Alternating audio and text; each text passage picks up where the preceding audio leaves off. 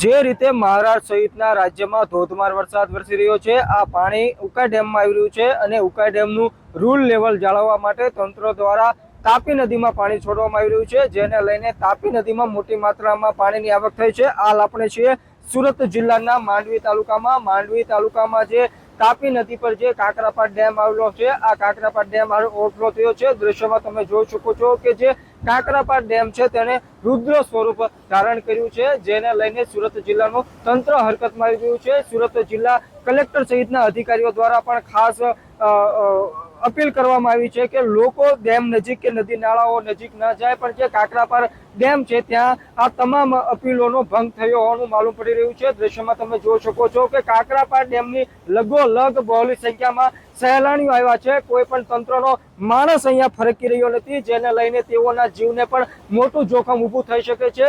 હાલ ઉકાઈ ડેમમાં 13 લાખ ક્યુસેક પાણીની આવક થઈ રહી છે અને અંદાજિત 2 લાખ ક્યુસેક જેટલું પાણી છોડવામાં આવી રહ્યું છે।